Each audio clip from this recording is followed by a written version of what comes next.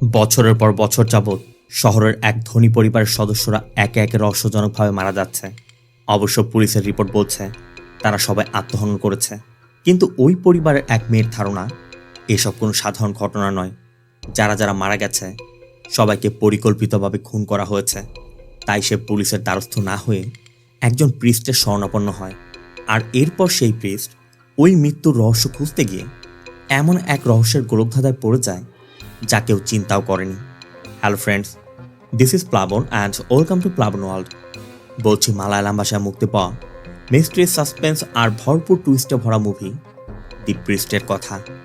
আপনারা জানেন আমি খুব অসুস্থ ছিলাম, যে জন্য কয়েকদিন ভিডিও দিতে পারিনি।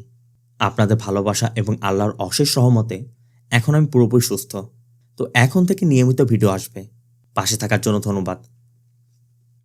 Saint Mary Hospital. সময়টা রাত, মুষলধারে বৃষ্টি পড়ছে। এর মধ্যে এক রক্তাক্ত নারীকে অ্যাম্বুলেন্সে করে নিয়ে আসা হয়। অন্যদিকে একই সময়ে এক গরিব দুস্থ গর্ভবতী নারী হসপিটালে এসে ভর্তি হয়। এই দৃশ্যটার কথা মনে রাখবেন। আমি এই বিষয় নিয়ে পরে আলোচনা করব। এখান থেকে সিন চলে যায় 11 বছর পর। আমাদের একটি অরফানেজে কিছু অনাথ মেয়েদের দেখানো হয়। এদের মধ্যে এই মেয়েটার নাম হচ্ছে আমেয়া। আমেয়া অন্য সব বাচ্চাদের থেকে একদমই আলাদা। সবাই যেখানে হাসি খুশি থাকে, গল্পগুজব করে, খেলাধুলা করে, সেখানে আমেয়া সবার থেকে আলাদা থাকে, একদমই চুপচাপ। আবার মাঝে মধ্যে কাউকে কিছু না জানিয়ে অরফানেজ থেকে বাইরে কোথাও চলে যায়। এটা নিয়ে অবশ্য অরফানেজ কর্তৃপক্ষ চিন্তিত। অন্যদিকে আমাদের ফাদার বেনেডিক্টকে দেখানো হয়। সকাল সকাল দিয়া নামে একটি মেয়ে বেনেডিক্টের কাছে একটি কেসের বিষয়ে কথা বলতে এসেছে। কেন দিয়া পুলিশের কাছে না গিয়ে বেনেডিক্টের কাছে এসেছে, কে এই বেনেডিক্ট, তা আমি ধাপে ধাপে আপনাদের জানাবো। দিয়া বেনেডিক্টকে আলাদ পরিবারের বিষয় জানায়, যারা বর্তমান সময়ের শহরের সব থেকে ধনী ব্যবসায়ী পরিবার। জোসেফ আলাদের হাত ধরেই এই পরিবারের উত্থান হয়েছিল। কিন্তু জোসেফের মৃত্যুর পর জোসেফের বড় ছেলে অ্যালেক্স তাদের ব্যবসার দায়িত্ব নেয়। অ্যালেক্স আর তার ওয়াইফের একটিমাত্র মেয়ে ছিল, যে চেন্নাই আইআইটিতে পড়াশোনা করা অবস্থায় 2014 সালে একটি অ্যাক্সিডেন্টে মারা গিয়েছে। আর এরপর থেকে আলাদ পরিবারের পতনের শুরু হয়। মেয়ের মৃত্যুর মাত্র 1 বছর পরই অ্যালেক্স আত্মহনন করে। এমনকি এর 2 বছর পর অ্যালেক্সের ওয়াইফ লিজিও পয়জন খেয়ে মারা যায়। এরপর অ্যালেক্সের ছোট ভাই জোসেফ সবকিছুর মালিক হয়ে নতুন করে আবারও ব্যবসার হাত ধরে। কিন্তু আশ্চর্যজনকভাবে সবকিছু ঠিকঠাক থাকার পরও জোশিও একসময় আত্মহনন করে। আর তখনই সন্দেহটা আসে। দিয়ার ধারণা যত সমস্যায় থাকুক না কেন, ওই পরিবারে কেউ আত্মহনন করার কথা নয়। বর্তমানে জোশির ওয়াইফ এলিজাবেথই ওই পরিবারের একমাত্র জীবিত ব্যক্তি। যদিও পুলিশের রিপোর্ট বলছে যে ওই মৃত্যুগুলো আত্মহননই ছিল, কিন্তু দিয়া তা বিশ্বাস করতে চাচ্ছে না। আবার একই পরিবারের এতগুলো ব্যক্তি মারা গেছে, তাও আবার বিত্তবান পরিবার। তাই বেনেডিক্ট একা কিছু করতে পারবে না, তার অফিসিয়াল হেল্প লাগবে। এই জন্য বেনেডিক্ট ডিওএসপি শেখরের সাথে কথা বলে, তাকেও কেসের ডিটেলসগুলো খুলে বলে। যদিও আগে যে কর্মকর্তা কেসগুলো তদন্ত করেছিল তার তদন্ত রিপোর্ট অনুযায়ী যারা যারা মারা গেছে তারা সবাই ডিপ্রেশনে ছিল এবং তাদের মধ্যে আত্মহননের প্রবণতাও ছিল। বেনেডিক্টের ধারণা এসব তো ক্রিয়েট করা প্যাটার্ন হতে পারে। তাই এলিজাবেথ যেহেতু ওই পরিবারের জীবিত একমাত্র ব্যক্তি, এই জন্য শেখর এলিজাবেথকে কল করে এবং তার সাথে দেখা করতে বলে। এলিজাবেথ জানায় সে এখন চেন্নাইতে আছে, ফিরতে তার রাত হবে, তাই পরবর্তী দিন রাতে সে দেখা করতে পারবে। সিন চলে যায় পরবর্তী দিন সকালে এলিজাবেথের বাড়িতে। এলিজাবেথ এখনো ঘুম থেকে ওঠেনি। কাজের লোক রেশমির কাছে রান্নাঘরের দরজার চাবি আছে, তাই রেশমি রান্নাঘর খুলে কফি নিয়ে যখনই এলিজাবেথের ঘরে যায়, সে দেখে বিছানায় এলিজাবেথের রক্তাক্ত মরদেহ পড়ে আছে। সাথে সাথে পুলিশকে জানানো হলে পুলিশ, ফরেন্সিক টিম এবং মিডিয়া এসে পড়ে। এ নিয়ে একই পরিবারে 4টি ঘটনা ঘটল। শেখরের সাথে ফাদার বেনেডিক্টও এসেছে। তারা ভিতরে গিয়ে লক্ষ্য করে এলিজাবেথের বাঁ হাতের ভেইন কাটা। বাইরে থেকে কারোর ভিতরে আসার কোনো আলামতও নেই, তবে আশেপাশে সিসিটিভি ফুটেজ পর্যবেক্ষণ করা হচ্ছে। রেশমিকে জিজ্ঞাসাবাদ করলে রেশমি সবকিছু খুলে বলে। সাথে একটি বাচ্চা মেয়েকে দেখিয়ে জানায় গতকাল চেন্নাই থেকে ফেরার পথে এলিজাবেথ এই মেয়েটাকে সাথে নিয়ে এসেছিল। কিন্তু বাড়ির অন্যরা খোঁজ নিয়ে জানতে পেরেছে এই মেয়েটা পাশের একটি অরফানেজ থেকে পালিয়েছে। আর এই মেয়ে অন্য কেউ নয়, আমরা আগে যে আমেয়াকে দেখেছিলাম সেই আমেয়া। কিন্তু পুলিশের জিজ্ঞাসাবাদে আমেয়া কিছুই বলতে পারছে না। তারা ধারণা করে ও হয়তো এখনো শকে আছে, তাই আমেয়াকে তার অরফানেজে পাঠানো হয়। আর অরফানেজ থেকে আমেয়ার বিষয় জানায় যে আমেয়া জন্মের পর থেকে এখানে আছে। 2 দিন আগে হঠাৎ অরফানেজ থেকে চলে গিয়েছিল। এমনকি অরফানেজ কর্তৃপক্ষ এই জন্য পত্রিকায় নিখোঁজ সংবাদও প্রচার করেছে। আর এলিজাবেথও পত্রিকার ওই নিখোঁজ সংবাদ দেখে রাস্তায় আমায়াকে দেখেই তার বাড়িতে নিয়ে গিয়েছিল। এমনকি অরফানেজও জানিয়েছিল আজ সকালে নিজে সে আমায়াকে এখানে দিয়ে যাবে। এর মধ্যেই তো এসব ঘটে গেল।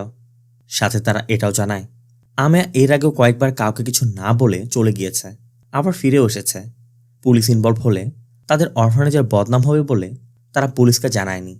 সাথে তারা আমায়ার বিহেভিয়ার সম্পর্কেও জানায় যে ও অন্য দেশ থেকে একদমই আলাদা। তবে এলিজাবেথের মৃত্যুর সময় একমাত্র আমায়া সেখানে উপস্থিত ছিল। পুলিশের ধারণা আমায়া হয়তোবা কিছু দেখতে পারে, তবে তার জন্য আমায়ার শক থেকে রিকভার হওয়া জরুরি। এরপর শেকর ফাদার বেনেডিক্টকে নিয়ে এলিজাবেথের সাইকিয়াট্রিক ডক্টর মনোজের সাথে দেখা করে। মনোজের কথা এই পরিবারে আগেও সেম ঘটনা ঘটেছে। এলিজাবেথও এসব নিয়ে অনেক ডিপ্রেশনের মধ্যে ছিল। এমনকি মনোজও এলিজাবেথের মধ্যে এই ধরনের টেন্ডেন্সি লক্ষ্য করেছে, যে জন্য তাকে উচ্চমাত্রার মেডিসিনও নিতে হতো। তবে শেকর আর বেনেডিক্টের কথা, এলিজাবেথ অন্যদের থেকে আলাদা ছিল, আর এমনভাবে আত্মহননটা সন্দেহজনক। তবে এলিজাবেথের পোস্টমর্টম রিপোর্ট বলছে এলিজাবেথের বডিতে অতিরিক্ত মাত্রায় ঘুমের ঔষধের উপস্থিতি পাওয়া গেছে, আর রক্তক্ষরণের জন্য মৃত্যু। ঘরে অন্য কারোর ফিঙ্গারপ্রিন্টও পাওয়া যায়নি, কোনো স্ট্রাগলও হয়নি। তার মানে অন্যদের মতো এটাও আত্মহননই প্রমাণিত হচ্ছে। ওই রাতে অরফানেজে ঘুমাতে যাওয়ার সময় জানালা দিয়ে গলায় রশি পেঁচিয়ে কেউ আমায়াকে খুন করার চেষ্টা করে, কিন্তু সে কে ছিল আমায়া সেটা দেখতে পায়নি। এই সুযোগে বেনেডিক্ট আমায়ার কাছে জানতে চায় মৃত্যুর দিন আমায়া সেখানে কাউকে দেখেছিল কিনা। বলা মাত্র আমায়া এড়িয়ে যাওয়ার চেষ্টা করে। এতে করে স্পষ্টই মনে হচ্ছিল আমায়া কিছু একটা লুকানোর চেষ্টা করছে। অবশ্য অরফানেজের সিস্টারের ধারণা আমায়া জন্মের পর থেকে বাবা মায়ের ভালোবাসা না পাওয়ায়, সঠিক টেক কেয়ার না করায় ওর ব্যবহারটা এমন রূঢ় হয়ে গেছে। আর গতকালের ঘটনার বিষয়েও তারা বিশ্বাস করতে পারছে না যে এসব বাস্তবে ঘটেছে। তাদের ধারণা এসব আমায়ার ভুল ধারণা। তবে বেনেডিক্ট বিষয়টা ভালো করে খতিয়ে দেখতে আমায়ার বেডের পাশের যে জানালা ছিল সেটা চেক করে, এবং সেখানে গিয়ে দেখতে পায় জানালার কিছু অংশের মরিচা নিচে পড়ে আছে। তার মানে আমায়া সত্যি বলছে। হয়তো এলিজাবেথের ঘরে আমায়া কাউকে দেখেছিল, তাই এখন সে আমায়াকে খুন করার চেষ্টা করছে। বেনেডিক্ট এটাও ধারণা করে সে যেহেতু এবার ব্যর্থ হয়েছে, নিশ্চয় আবারও হয়তোবা সে চেষ্টা করতে পারে। তাই সার্বক্ষণিক আমায়াকে নজরদারিতে রাখতে বলে। এর মধ্যে আমায়ার স্কুলে জেসি নামে নতুন এক ম্যাথ টিচার জয়েন করে। নতুন টিচারকে আমায়া খুব পছন্দ করে। প্রথম দিনই জেসি সবার মার্ক ঘোষণা করতে গিয়ে লক্ষ্য করে আমায়া কিছু লিখতে পারেনি। আবার অন্য টিচাররাও জেসিকে আমায়ার বিষয়ে জানায় যে ও পড়াশোনায় একদমই অমনোযোগী। তারপর আবার টিচারদের কথা শোনে না। অনেক অহংকারী একটি মেয়ে। শুধুমাত্র অরফানেজের সিস্টারের অনুরোধেই আমায়াকে তারা স্কুলে রেখেছে। কিন্তু জেসি আমায়ার সিচুয়েশনটা বোঝার চেষ্টা করে। অন্যরা খারাপ আচরণ করলেও জেসি আমায়াকে স্নেহ করতে শুরু করে, আর এতে আমিও বেশ খুশি। আবার অরফানেজ এবং এলিজাবেথের বাড়ির আশেপাশের সকল সিসিটিভি পর্যবেক্ষণ করে পুলিশও কোনো ক্লু খুঁজে পাচ্ছে না। আমিও ওই ঘটনার পর থেকে আর কোথাও যায়নি। শেকর বেনেডিক্টকে নিয়ে লয়ার সাদাশিবানের সাথে দেখা করে। সে জানায় 1 সপ্তাহ আগে এলিজাবেথ একটি উইল করতে তার কাছে এসেছিল। এলিজাবেথের শ্বশুর মানে জোসেফ আলাদের একটি ট্রাস্ট আছে। এলিজাবেথের উইল মতে তার মৃত্যুর পর পুরো সম্পত্তি ওই ট্রাস্টের হয়ে যাবে, আর ওই ট্রাস্টটি এলিজাবেথের বিশ্বাসযোগ্য এবং কাছের কিছু লোকজনই পরিচালনা করে। এরপর বেনেডিক্ট এলিজাবেথের বাড়িতে গিয়ে সবকিছু ভালো করে পর্যবেক্ষণ করে এবং শেকরকেও জানায় তার ধারণা ওই রাতে ঘরে অন্য কেউ ছিল, যে এলিজাবেথের বিশ্বাসযোগ্য এবং কাছের কেউ হবে। এলিজাবেথ নিজেই হয়তো দরজা খুলে তাকে ঘরের মধ্যে প্রবেশ করিয়েছিল, কিন্তু শেকরের কথা দরজা জানালার শব্দ ভিতর থেকে বন্ধ ছিল। বেনেডিক্ট ধারণা করছে সে হয়তো এলিজাবেথের মৃত্যুর পর ঘর থেকে আর বের হয়নি। মৃত্যুর খবর পেয়ে সবাই যখন ওই বাড়িতে গিয়েছিল, সে তখনও ঘরের মধ্যে লুকিয়েছিল আর পরবর্তীতে সবার সাথে মিলে গেছে। যদিও সে কোনো এভিডেন্স ফেলে যায়নি, তারপর বেনেডিক্ট জানে কোথাও না কোথাও কিছু নিশ্চয়ই পাওয়া যাবে। এর জন্য বেনেডিক্ট কর্পোরেশনের কিছু ক্লিনারকে দিয়ে বাড়ির চতুর্দিক তল্লাশি করে। তারাও তাদের মতো করে সন্দেহজনক যা কিছু পেয়েছে সব কিছু একত্র করলে বেনেডিক্ট সেখানে একটি ঔষধের পাতা দেখতে পায়, যেটা বাথরুমের বাইরে পাওয়া গিয়েছে। এখন প্রশ্ন হচ্ছে, কেউ তো আর বাথরুমে বসে মেডিসিন নেবে না, তার মানে এটা কেউ ফেলেছে। আর এই মেডিসিন কোনো সাধারণ মেডিসিন নয়, উচ্চমাত্রার সাইকিয়াট্রিক ড্রাগ। এই ধরনের মেডিসিন কোনো রেজিস্টার্ড ডক্টরই দিবে। আবার মনোজের যে প্রেসক্রিপশন আছে সেখানেও সে দেয়নি। তাই কে এটা প্রেসক্রাইব করেছে এখন তা খুঁজে বের করতে হবে। এদিকে অরফানেজের একজন স্টাফ আমেয়ার ড্রয়িং বুক চেক করে দেখে আমেয়া ওই রাতে এলিজাবেথের ঘরে যেই ব্যক্তিকে দেখেছিল তার চেহারা আর্ট করে রেখেছে। তাই সে দ্রুত ওই ব্যক্তিকে কল করে বিষয়টি জানিয়ে দেয়। আমেয়া তখন স্কুলে ছিল। আর্ট করার মধ্যে হঠাৎ জেসিকে দেখে তাড়াহুড়ো করে বের হওয়ার সময় অন্য একজন টিচারের ধাক্কা লেগে তার হাত থেকে বেশ কিছু বইও পড়ে যায়। আর ওই বইয়ের মধ্যে একটি বইয়ের কভারে জোকার দেখে আমেয়ার সাথে সাথে ছিঁড়ে ফেলে। এটা নিয়ে টিচার প্রিন্সিপালের কাছে কমপ্লেনও করে। অরফানেজের সিস্টার এবং জেসি আমেয়াকে প্রোটেক্ট করতে অনেক অনুরোধ করায় প্রিন্সিপাল একসময় জেসিকে আমেয়ার দায়িত্ব দেয় যে এখন থেকে আমেয়ার পড়াশোনার বিষয়টা জেসি হ্যান্ডেল করবে। ওই দিনই স্কুলের কিছু বাচ্চাকে একটি টিভি শোতে নেওয়া হচ্ছিল। জেসি আমেয়াকেও তাদের সাথে পাঠিয়ে দেয়, কিন্তু প্রোগ্রামে গিয়ে অন্য বাচ্চাদের মতো হাততালি না দেয় তারা আমেয়াকে বের করে দেয়। আর ওই সুযোগে অরফানেজের সেই স্টাফ আমেয়াকে মারতে চেষ্টা করলে ফাদার বেনেডিক্ট এসে ওই লোকটাকে ধরে আমেয়াকে বাঁচায়। আর ওই ব্যক্তির স্বীকারোক্তির মাধ্যমে বেনেডিক্ট জানতে পারে আরাত পরিবারে যারা যারা মারা গেছে তাদের কেউই আত্মহরণ করেনি, সবাইকে পরিকল্পিতভাবে খুন করা হয়েছে। এমনকি ওই পরিবারে যে মেয়েটার অ্যাক্সিডেন্ট হয়েছিল সেটা পরিকল্পিত ছিল। আর এলিজাবেথের ঘরে ওই রাতে অন্য কেউ নয়, তার নিজেরই সাইকিয়াট্রিক ডক্টর মনোজ গিয়েছিল। মনোজও একসময় জানায় যে ওই রাতে সে এলিজাবেথের বাড়িতে গিয়ে এলিজাবেথকে ওই মেডিসিন দিয়ে আত্মহরণের জন্য উদ্বুদ্ধ করেছিল, যে জন্য এলিজাবেথ একসময় সেটা করেও ফেলে। সাথে মনোজের থেকে আরও জানা যায় মনোজ ওই পরিবারের অন্য সদস্যদেরও ট্রিটমেন্ট দিয়েছে। আর ট্রিটমেন্ট দেওয়ার নামে তাদেরকে নিজের নিয়ন্ত্রণে নিয়ে ডিপ্রেশনে ফেলে আত্মহরণের জন্য পরিচিত করেছে। আর এর পিছের মূল কারণ সেই ট্রাস্ট। জোসেফ আরাতের যে ট্রাস্ট ছিল ওই ট্রাস্ট তার কোম্পানিরই বিশ্বস্ত কয়েকজন লোকদেরকে দেখাশোনা করার দায়িত্ব দেওয়া হয়েছিল। তারাই আরাত পরিবারের সম্পদের লোভে ডক্টর মনোজের সাথে পরিকল্পনা করে ওই পরিবার সকল সদস্যকে সরিয়ে দিয়েছে, যাতে সব কিছু তারা নিজেদের মধ্যে ভাগ বটরা করে নিতে পারে। কিন্তু শেষমেশ এসে তারা ধরাই পড়ে গেল। এখানে আমরা এটাও জানতে পারি আমেয়া ওই রাতে মনোজকে দেখেছিল, যে জন্য মনোজরা আমায়কে মারার জন্য চেষ্টা করেছে। আলাদ পরিবারের খুনের সাথে জড়িত সবাইকে অ্যারেস্ট করার মাধ্যমে এই কেসটি সলভ হয়ে যায়। কিন্তু আমেয়ার বিষয় নিয়ে ফাদার বেনেডিক্ট এখনও চিন্তিত, কারণ তার কাছে মনে হচ্ছে আমেয়া কোনো বিষয় নিয়ে সমস্যা আছে। তাই পুলিশের কেস সলভ হয়ে গেলেও ফাদার বেনেডিক্টের কেস এখনও সলভ হয়নি, তার কেস এখান থেকেই শুরু। এই জন্য বেনেডিক্ট আমেয়ার স্কুলে গিয়ে প্রিন্সিপালের থেকে পারমিশন নিয়ে আমায়ের সাথে দেখা করতে যায়। কিন্তু আমায়া বেনেডিক্টকে দেখা মাত্রই পালানোর চেষ্টা করছিল। অবশ্য জেসির সাথে দেখা করে বেনেডিক্ট কথা বললে জেসি আমায়াকে বেনেডিক্টের সাথে কথা বলতে অনুরোধ করলে বেনেডিক্ট আমায়াকে ক্লাসরুমের মধ্যে নিয়ে যায়। আর জেসি তার বয়ফ্রেন্ড সিদ্ধার্থকে কল করে কথা বলতে শুরু করে।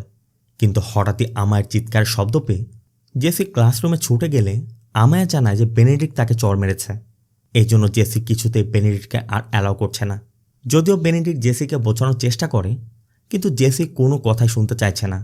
একসময় বেনেডিক্ট জেসিকে তার কার্ডটি দিয়ে বলে, আমায়ের সম্পর্কে যখন তুমি আরও বেশি গভীরভাবে জানবে তখন তুমি আমার খোঁজ করবে, একমাত্র আমি ছাড়া তোমাকে কেউ হেল্প করতে পারবে না। বলেই বেনেডিক্ট চলে যায়। এরপর থেকে আমায়া পড়াশোনায় মনোযোগী হতে শুরু করে।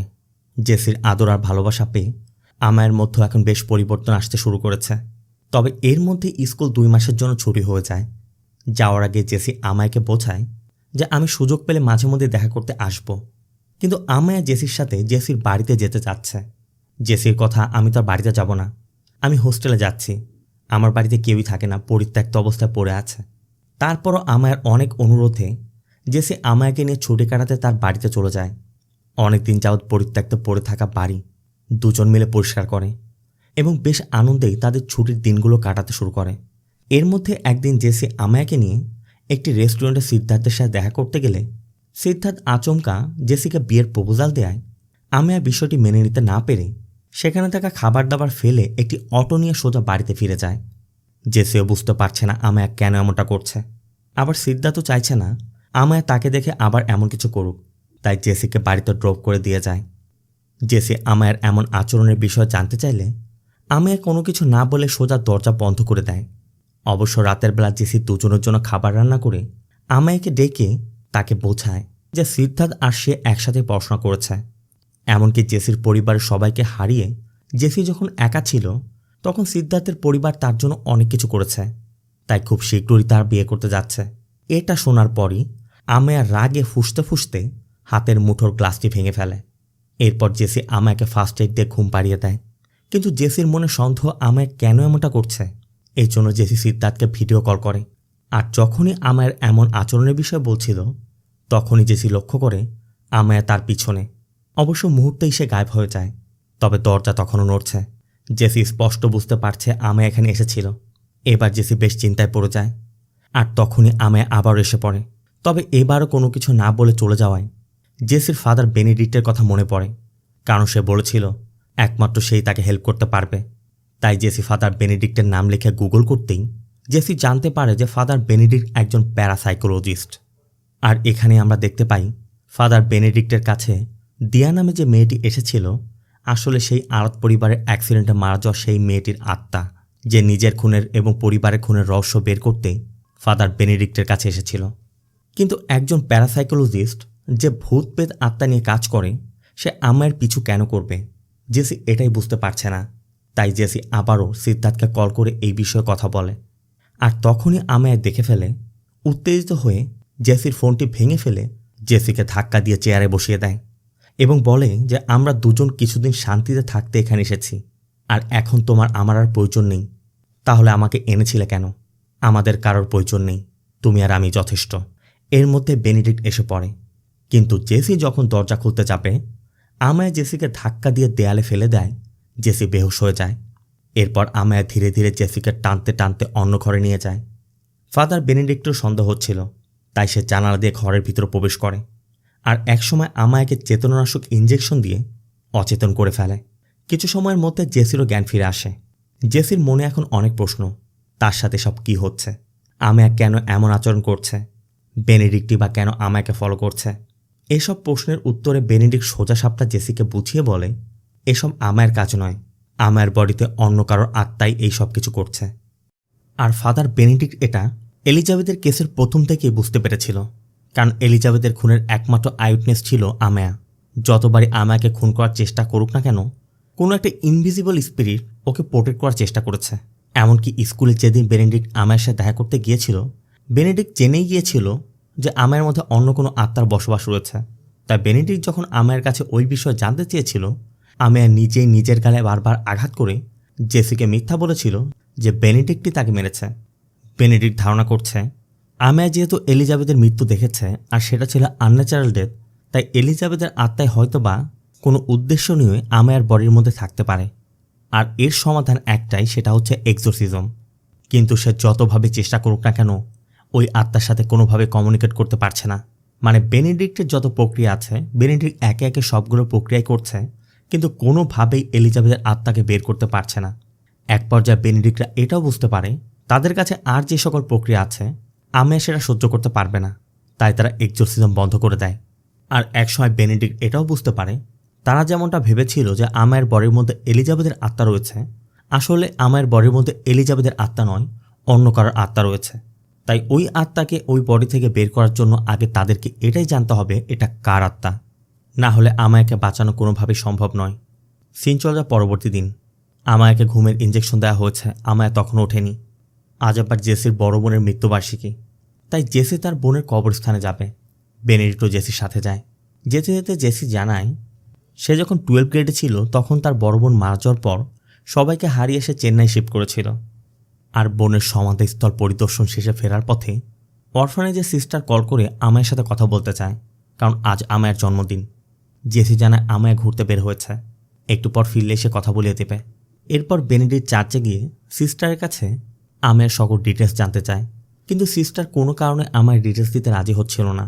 সে বেনেডিক্টকে প্রপার চ্যানেলে আসতে বলে। এতে করে বেনেডিক্ট সন্দেহ করে যে সিস্টার হয়তো কিছু লুকাচ্ছে। তবে এদিকে সে শেখরের কাছে তথ্য চেয়ে এসেছে, তাই শেখর অন্য পদ্ধতিতে সকল ডিটেলস সম্বলিত একটি ফাইল বেনেডিক্টকে দেয়। এরপর একদিকে ফাদার বেনেডিক্ট গোপনে ওই অরফানেজের মধ্যে প্রবেশ করে সেখানে রেকর্ড রুম থেকে আমায়ের বিষয়ের সকল তথ্য জেনে নেয়। আর তার সাথে আমায়ের যেখানে থাকতো মানে আমায়ের বেডের নিচে আমার একটি ট্রাঙ্কের ভিতরে বেশ কিছু জিনিসপত্র পায়। আবার অন্যদিকে আমায়াকে যে ইঞ্জেকশন দেওয়া হয়েছিল তার রেশ কেটে যাওয়ায় আমায়া ঘুম থেকে জেগেছে। আমায়া জানালার কাঠ ভেঙে বের হয়ে জেসিকে খুঁজতে শুরু করে। জেসিও ভয়ে তখন লুকিয়েছিল। অবশ্য এক পর্যায়ে আমায় জেসিকে পেয়েও যায়। আর তখনই জেসি ভয়ে আতঙ্কিত হয়ে আমায়ের মাথায় আঘাত করে আমায়কে বেহুশ করে ফেলে। সৌভাগ্যবশত তখনই ফাদার বেনেডিক্ট এসে পড়ায় আমায়কে ফার্স্ট এইড দিয়ে তার মাথার রক্তপাত বন্ধ করে। আর তখনই বেনেডিক্ট চমকে দেওয়ার মতো তথ্যটি দেয় যে আমায়কে ভয় পাওয়ার কোনো কারণই নেই, কারণ আমায় অন্য কাউকে আঘাত করলেও জেসিকে কখনোই আঘাত করবে না। আর এর পিছের মূল কারণ জানতে আমাদের সেই পূর্বের দৃশ্যে ফিরে যেতে হবে, সেই সেন্ট মেরি হসপিটাল। ওই রাতে একদিকে যে নারীকে অ্যাম্বুলেন্সে করে নিয়ে আসা হয়েছিল সে অন্য কেউ নয়, জেসির বড় বোনই ছিল। আর অন্যদিকে যে প্রেগনেন্ট মহিলা ভর্তি হয়েছিল সেই ছিল আমায়ের মা।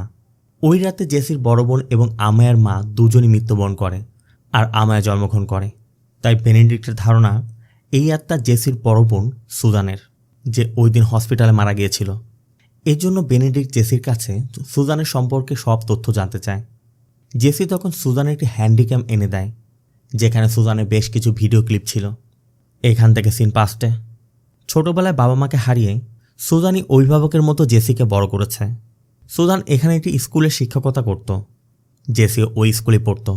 আর ওই স্কুলে পড়ার সময় একই ক্লাসের সিদ্ধার্থের সাথে জেসির সম্পর্ক হয়।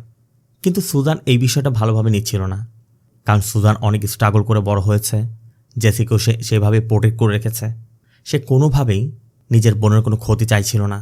কিন্তু সুজান তাকে যে প্রোটেক্ট করে রাখছিল এই ব্যাপারটা জেসিরও বেশ পছন্দ ছিল না। ধীরে ধীরে এই সকল ছোট বিষয়গুলো নিয়ে জেসি আর সুজানের মধ্যে একটা দূরত্বর সৃষ্টি হয়। একসময় জেসি আর সুজান কথা বলা বন্ধ করে দেয়। সুজান যতই জেসিকে বোঝানোর চেষ্টা করুক, তার সংস্পর্শে যাওয়ার চেষ্টা করুক না কেন, জেসি সুজানের থেকে একটু দূরত্ব রেখে চলত। এই সব কিছু জানার পর বেনেডিক্ট জেসির কাছে জানতে চায় যে আমায়ের মধ্যে এই সকল উদ্ভট আচরণ কবে থেকে জেসি লক্ষ্য করেছে। জেসি বলে সিদ্ধার্থের সাথে রেস্টুরেন্টে দেখা হওয়ার আগেও একদিন আমায়কে নিয়ে যখন সে টিভিতে একটি কার্টুন শো দেখছিল, সেখানে জোকার বেশি এক ক্যারেক্টারকে দেখে আমি একটু উদ্ভট আচরণ করছিল। এমনকি এক সময় তো চ্যানেলটি চেঞ্জ করে রিমোট ভেঙেও ফেলেছিল। বেনেডিক্ট ওই টিভি শোটি ভালো করে দেখে।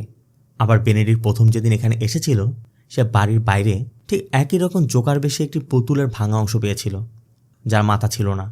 আবার অরফানেজে আমায়ের যে ট্রাঙ্ক ছিল ওই ট্রাঙ্কের মধ্যেও একই রকম জোকারের ফটোগুলো কাটা ছিল। তার মানে জোকারের প্রতি সুজানের একটা দুর্বলতা আছে। ক্লোন ফেস দেখলে সে ভয় পায়, তাই এটা দিয়ে তারা এখন এক্সোরসিজম পারফর্ম করবে। কথা মতো বেনেডিক্ট ক্লোন ফেস দেখিয়ে আবার এক্সোরসিজম শুরু করে। আর তখনই তারা সুজানের কণ্ঠে ছোট্ট একটি ভয়েস ক্লিপ পায়। বেনেডিক্ট বেশ কয়েকবারই ভয়েস ক্লিপটি শোনে, আর তখনই লক্ষ্য করে আমেয়া বাইরে সিদ্ধার্থের দিকে তাকিয়ে আছে। কারণ এইসব এক্সোরসিজমের কথা শুনে সিদ্ধার্থ এখানে এসে জেসির সাথে কথা বলছিল।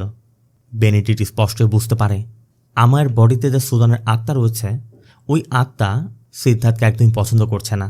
একসময় তো আমেয়া নিজের বাঁধন খুলে সিদ্ধার্থের উপর আক্রমণ করে বসে। আর এই সকল বিহেভিয়ার দেখে বেনেডিক্টের ধারণা সুজানের সাথে সিদ্ধার্থের কোনো ঝামেলা হতে পারে। তাই বেনেডিক্ট সিদ্ধার্থের কাছে জানতে চায় যে স্কুল জীবনে সুজানের সাথে তার কোনো ঝামেলা হয়েছিল কিনা। সিদ্ধার্থের কথা নর্মালি স্টুডেন্ট এবং টিচারদের মধ্যে কোনো না কোনো ইস্যু হয়ে থাকে, তবে এর বাইরে তাদের একটি ঝামেলা হয়েছিল। সুজান ছিল সিদ্ধার্থের স্কুলের ফিজিক্যাল ট্রেনার। ওই সময় স্কুলটি কেরালার মধ্যে স্পোর্টসের জন্য অনেক বিখ্যাত ছিল। আর সুজানের হেড কোচ সুদর্শনের সাথে একটু ঝামেলা ছিল। ওই সময় স্কুলের যে বেস্ট অ্যাথলেট ছিল সিদ্ধার্থ তাদের মধ্যে একজন ছিল, যাদেরকে ওই সুদর্শন ট্রেন করাচ্ছিল। সিদ্ধার্থের ধারণা এই বিষয় নিয়েই সুজান জেসির সাথে তার সম্পর্কটা মেনে নিচ্ছিল না। আর সবথেকে বড় সমস্যাটা তখনই হয়ে দাঁড়ায় যখন সুদর্শন ওই সকল অ্যাথলেটদেরকে স্টেরয়েড দিচ্ছিল। আর এটা সুজান দূর থেকে দেখে নিজের মোবাইল ফোনে ভিডিও ধারণ করে রাখে, কারণ সুজান কোনোভাবেই চিট করতে চাচ্ছিল না। কিন্তু সুদর্শনের কথা, সুজান এটা দিয়ে কিছুই করতে পারবে না, সে কোনোভাবে প্রমাণও করতে পারবে না। সুজান তখন প্রিন্সিপালের কাছে যায় এবং তাকেও ভিডিও ক্লিপের কথা বলে। কিন্তু প্রিন্সিপাল কলেজের সুনামের কথা চিন্তা করে সুজানকে সমঝোতা করতে বলে। কিন্তু সুজান কিছুতেই এই অবৈধ কাজ করতে চাচ্ছিল না। সুজান তাদেরকে দেখে নেওয়ার চ্যালেঞ্জ দিয়েছিল। ওই ঘটনার কথা শুনে বেনেডিক্ট জানতে চায় ওই ঘটনা তখন কিভাবে ডিল করা হয়েছিল। সিদ্ধার্থ বলে তারপর তো ম্যাডামের অ্যাক্সিডেন্টে ম্যাডাম মারা গেল। তবে অ্যাক্সিডেন্টের বিষয়ে সিদ্ধার্থ কোনো কিছু বলতে পারছিল না। সাথে বেনেডিক্ট সিদ্ধার্থের অন্য সকল যে বন্ধু ছিল তাদের বিষয়ে জানতে চাইলে সিদ্ধার্থ কেন যেন ফাদারকে একটু এড়িয়ে যাওয়ার চেষ্টা করছিল। এমনকি তার লেট হয়ে যাচ্ছে বলে সে কোনো কথার উত্তর না দিয়ে সেখান থেকে চলে যায়। আর এইখানেই বেনেডিক্টের সন্দেহের জন্মটা নেয়। তবে সিদ্ধার্থ চলে গেলেও বেনেডিক্ট জেসির কাছে তাদের ওই সকল বন্ধুদের কথা জিজ্ঞেস করে যে তাদের সাথে কোনো যোগাযোগ আছে কিনা। জেসি বলে কয়েকজনের সাথে ফেসবুকে কানেকশন আছে, কিন্তু সবার সাথে ওইরকম যোগাযোগ হয় না। আর ওই সময় সিদ্ধার্থের সাথে আরও যারা ছিল তারা হচ্ছে আনন্দ, মানু এবং জুয়েল। এদের মধ্যে একমাত্র মনুর সাথে জেসির যোগাযোগ ছিল, সেও কিছুদিন আগে কার অ্যাক্সিডেন্টে মারা গেছে। ওই রাতেই বেনেডিক্ট ঘুমের মধ্যে স্বপ্নে দেখে সে একটি বার্থডে প্রোগ্রামে গিয়েছে আর তাকে রিসিভ করতে জোকার বেশি একজন এসেছে। ওই প্রোগ্রামে আমায়কেও দেখা যায়। তাই পরবর্তী দিন সকাল হতেই বেনেডিক্ট জেসির কাছে জানতে চায় সুজানের যে রাতে অ্যাক্সিডেন্ট হয়েছিল ওই রাতে জেসি কোথায় ছিল। জেসি জানায় ওই রাতে সে আনন্দ নামে তাদের এক বন্ধুর বার্থডে পার্টিতে গিয়েছিল, আর ওই পার্টিটা আনন্দের বাড়িতে নয়, সিদ্ধার্থের বাড়িতে হয়েছিল। বেনেডিক্ট জানতে চায় যে ওই পার্টিতে যখন তুমি গিয়েছিলে তখন তুমি আনন্দ, সিদ্ধার্থ, মানু এদের কাউকে পার্টি থেকে আগে বের হতে দেখেছিলে। জেসি বলে না, এমন কিছু হয়নি। সিদ্ধার্থী তাকে ওই রাতে বাড়িতে ড্রপ করে দিয়েছিল। এরপর বেনেডিক্ট জেসিদের বন্ধু সে আনন্দকে কল করে যে আনন্দের বার্থডে সিদ্ধার্থের বাড়িতে উদযাপন করা হয়েছিল। বেনেডিক্ট জেসির বন্ধু পরিচয় দিয়ে তার কাছে তাদের বার্থডে সেই ফটোগুলো চায়, কিন্তু আনন্দ এভাবে বেনেডিক্টকে বিশ্বাস করতে পারছিল না। এমনকি সিদ্ধার্থের সাথে যোগাযোগের বিষয়ে কোনো কথা বলছিল না, যে জন্য বেনেডিক্ট জেসিকে নিয়ে জেসির যে বন্ধুর সাথে তার পরিচয় ছিল মানে মনু, ওই মনুর বাড়িতে যায়, মানে যে মনু মারা গেছে। বেনেডিক্ট মনুর ঘরে গিয়ে বুঝতে পারে যে মনুর আত্মা এখনো পর্যন্ত ঘরের মধ্যে আছে, আর সেখান থেকে মনুর আত্মার সাথে কমিউনিকেশন করে বেনেডিক্ট আনন্দের বাড়িতে যায়। আনন্দ তখন বাড়িতে নেই, তবে আনন্দের ঘরের মধ্যে একটি স্যুটকেসের ভিতর ওই সময়ের যে বার্থডেতে যে ছবিগুলো তোলা হয়েছিল তার বেশ কিছু ছবিও পায়। আর এরপরই বেনেডিক্ট সিদ্ধার্থের বাড়িতে সিদ্ধার্থের সাথে দেখা করতে যায়। এমনকি আনন্দের জন্মদিনে তোলা ফটোগুলো যেগুলো সে আনন্দের বাড়ি থেকে এনেছে ওই ফটোগুলো সিদ্ধার্থকে দেখায়। কিন্তু সিদ্ধার্থের কথা, এই ফটো আপনি কোথায় পেলেন? বেনেডিক্ট তখন মনুর কথা বলে যে মনুর আত্মাই তাকে বলেছে কোথায় ফটোগুলো পাওয়া যাবে। এর মধ্যে একটি ফটোতে সিদ্ধার্থের চেহারা ক্লোন ফেস দেখা যাচ্ছে। বেনেডিক্টের ধারণা ওই ফটোর কারণে হয়তো বা সুজান সিদ্ধার্থকে এখনও পর্যন্ত ভয় করে। কিন্তু সিদ্ধার্থ এই বিষয়ে কোনো কথা বলতে না চেয়ে উল্টো ফাদারকেই ঘর থেকে বের করে দিচ্ছিল, যে জন্য বেনেডিক্ট একসময় সিদ্ধার্থকে চর মেরে সত্যিটা বলতে বলে। আর এরপরে সামনে আসে ওই রাতের ঘটনা। সিন চলে যায় পাস্টে। ওই দিন যদিও সিদ্ধার্থের বাড়িতে আনন্দের জন্মদিন ছিল, আর ওই প্রোগ্রামে সিদ্ধার্থের সাথে জেসিরও সেখানে যাওয়ার কথা ছিল, কিন্তু জেসি তার বড় বোন সুজানকে তার বান্ধবী রেশমির বার্থডের মিথ্যা কথা বলেছিল। তবে রাতের বেলা প্রোগ্রাম হয়, সুজান পুরোপুরি নিষেধ করেছিল। তারপরও সুজানকে ফাঁকি দিয়ে রাতের বেলা জেসি সিদ্ধার্থের সাথে আনন্দের জন্মদিনে গিয়েছিল। সেখানে তারা একসাথে অনেক ফটো তোলে, এনজয় করে, এমনকি একসময় রং মাখামাখিও করে। অন্যদিকে সুজানও বুঝতে পেরেছিল জেসি বাড়িতে নেই, তাই সুজান রেশমির বাড়িতে কল করে আর বুঝতে পারে জেসি মিথ্যা বলে অন্য কোথাও গিয়েছে। তাই জেসির খোঁজ করতে সুজান তার স্কুটি নিয়ে বাড়ি থেকে বের হয়েছিল। আবার বার্থডে প্রোগ্রাম শেষ হওয়া মাত্রই সিদ্ধার্থ নিজেই কারে করে জেসিকে বাড়িতে ড্রপ করতে যাচ্ছিল। কিন্তু পথের মধ্যে তারা দুজন একটু বেশি রোমান্টিক হয়ে যাওয়ায় যখনই তারা একে অন্যকে কিস করার চেষ্টা করবে ঠিক তখনই সামনের মোড়ে সুজানের স্কুটিটি চলে আসায় সিদ্ধার্থ না দেখেই স্কুটিতে হিট করে বসে। আর সিট বেল্ট না পরার কারণে জেসির মাথায় আঘাত লেগে জেসিও তখন বেহুশ হয়ে গিয়েছিল। সিদ্ধার্থ নিচে নেমে যখন সুজানকে দেখেছিল তখন সিদ্ধার্থ বুঝতে পারছিল না সে আসলে কি করবে, তাই সুজানকে এই অবস্থায় ফেলে সে জেসিকে বাড়িতে ড্রপ করে দিয়ে এসেছিল। সিদ্ধার্থের কথা যতক্ষণে আমি সেখান থেকে ফিরে এসেছিলাম ততক্ষণে সুজানকে অন্য কেউ হসপিটালে নিয়ে গিয়েছিল। আর নিজের ভবিষ্যতের কথা চিন্তা করে সিদ্ধার্থ এতদিন পর্যন্ত সবকিছু গোপন করে রেখেছে। এমনকি সিদ্ধার্থের পরিবারটা জানার পরও সিদ্ধার্থকে প্রোটেক্ট করার চেষ্টা করেছে। ওই রাতে যে কারের অ্যাক্সিডেন্ট হয়েছিল ওই কারের বিষয়ে জানতে চাইলে সিদ্ধার্থ জানায় যে ওই কারটি কোথায় আছে বেনেডিক্ট কখনই খুঁজে বের করতে পারবে না। আবার অন্যদিকে আমায়ের সাথে যোগাযোগ করতে না পেরে অরফানেজের সিস্টার নিজেই জেসিদের বাড়িতে আমায়ের সাথে দেখা করতে আসে। আর এখানে এসে সে আমায়াকে অন্য ঘরে বন্দি অবস্থায় দেখে। আমায়া বারবার বলছিল তাকে আনার পর থেকে তাকে এখানে বন্দি করে রাখা হয়েছে, এমনকি ঠিকমতো খাবারও দেওয়া হচ্ছে না, যে জন্য সিস্টার একসময় আমায়াকে ওই ঘর থেকে মুক্ত করে দেয়। আর সাথে সাথে আমায়া জঙ্গলের দিকে ছুটতে শুরু করে। অন্যদিকে ফাদার বেনেডিক্টও এই বাড়ির দিকে আসছিল। পথে জেসির সাথে দেখা হলে জেসিও আমায়ের বিষয় জানায় যে পালিয়েছে। এরপর বেনেডিক্ট এবং জেসি দুজনেই আমায়াকে খুঁজতে শুরু করে। আর খুঁজতে খুঁজতে একসময় বাড়ির পাশে তাদের যে পুরনো চায়ের ফ্যাক্টরি ছিল যেটা পরিত্যক্ত অবস্থায় পড়েছিল ওই ফ্যাক্টরির মধ্যে গিয়ে সিদ্ধার্থ ওই রাতে যে কারটিকে নিয়ে অ্যাক্সিডেন্ট করেছিল সেই কারটি দেখতে পায়। বেনেডিক্ট কারটিকে ভালো করে তল্লাশি করে। এদিকে সিদ্ধার্থ জেসিকে কল করে জানায় আমায়া সিদ্ধার্থকে মারতে গিয়েছে। সৌভাগ্যবশত আমায় সিদ্ধার্থকে মেরে ফেলার আগেই বেনেডিক্ট সেখানে পৌঁছে যাওয়ায় সিদ্ধার্থ প্রাণে বেঁচে যায়। বেনেডিক্ট সাথে করে একটি উচ্চমাত্রার তরঙ্গ মেশিনও নিয়ে এসেছিল, তাই ওই তরঙ্গ ব্যবহার করে আমায়ের বডি থেকে সুজানের আত্মাকে আলাদা করে ফেলে। বেনেডিক্ট সুজানকে বোঝানোর চেষ্টা করে যে এই বাচ্চাটিকে ছেড়ে দাও, এই বাচ্চারও তো একটা জীবন আছে, তুমি ওর জীবনটা নষ্ট করতে পারো না, আর তোমার এই পৃথিবীর জীবন শেষ হয়ে গেছে, তোমার এখন চলে যাওয়া উচিত। বেনেডিক্টের কথা, তুমি কি তোমার বদলা নেওয়ার জন্য এই বাচ্চাটিকে পর্যন্ত শেষ করে দিবে? সুজানের কথা না, সে বদলা নিতে আসেনি। সুজানের কথা, তার বোনের প্রতি তার যে ভালোবাসা সেটা পূর্ণ হয়নি, তাই বোনের ভালোবাসার জন্য সে রয়ে গেছে। আমার শরীরের মধ্যে বসবাস করে সে জেসির সংস্পর্শে থাকতে চায়, জেসিকে ভালোবাসতে চায়, কিন্তু এর মধ্যে সিদ্ধার্থ এসে পড়ায় সুজান এটা কোনো কিছুতেই মেনে নিতে পারছিল না, তাই সে সিদ্ধার্থকে মারতে চেষ্টা করছে। কারণ সুজান তো জানে যে তার মৃত্যুর জন্য সিদ্ধার্থ দায়ী, আর এটা সে নিজ চোখে দেখেছে। কিন্তু বেনেডিক্ট জানায় যে ওই রাতে আসলে সিদ্ধার্থের কারণে তার মৃত্যু হয়নি। ওই রাতে কার নিয়ে ফেরার সময় সিদ্ধার্থের জায়গায় জেসি নিজে কার ড্রাইভ করছিল, আর জেসির কার যখন সুজানের স্কুটিতে হিট করেছিল তখনই মাথায় আঘাত পেয়ে জেসি সেন্সলেস হয়ে যাওয়ায় ওই মুহূর্তে আসলে কি হয়েছিল জেসির কিছুই মনে নেই। তবে ফাদার বেনেডিক্ট এখান থেকে আসার আগে কারের মধ্যে, কারের স্টিয়ারিংয়ে মেয়েদের চুল পেয়েছিল, যাতে করে সে স্পষ্টই বুঝতে পারে যে ওই রাতে আসলে অ্যাক্সিডেন্টের সময় সিদ্ধার্থ নয়, জেসি কার ড্রাইভ করেছিল। কিন্তু সিদ্ধার্থ জেসিকে প্রোটেক্ট করেছে। বেনেডিক্ট সুজানকে ভালো করে বোঝায় যে আসলে সিদ্ধার্থ সবসময় জেসিকে প্রোটেক্ট করে আসছে। একসময় সুজানও বুঝতে পেরে বেনেডিক্টের কাছে শেষ একটি অনুরোধ করে যে শেষ একবার সে আমার বডিতে ঢুকে ছোট বোন জেসিকে স্পর্শ করতে চায়। বেনেডিক্টের অনুমতিতে সুজান আবার আমার বডিতে প্রবেশ করে আর জেসিকে স্পর্শ করে নিজের শেষ ইচ্ছাটা পূরণ করে। এরপরই হঠাৎ করে সুজান ওই বডিটি ত্যাগ করে। সিন চলে যায় এই ঘটনার কয়েকদিন পর বিএ সেকেন্ডারি হায়ার স্কুল। এখানে আমরা সেই হেড কোচ সুদর্শনকে দেখতে পাই।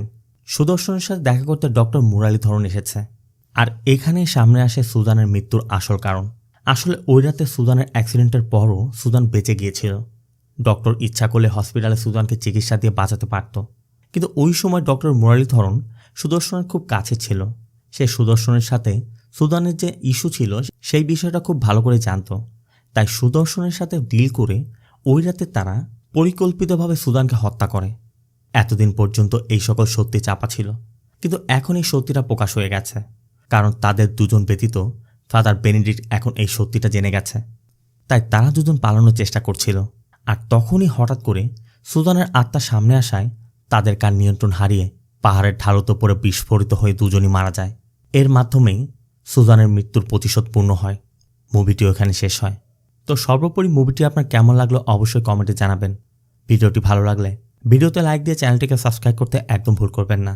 দেখা হবে অন্য কোনো মুভি বা সিরিজের এক্সপ্লেনেশন ভিডিওতে। ততক্ষণ সব ভালো থাকবেন, সুস্থ থাকবেন।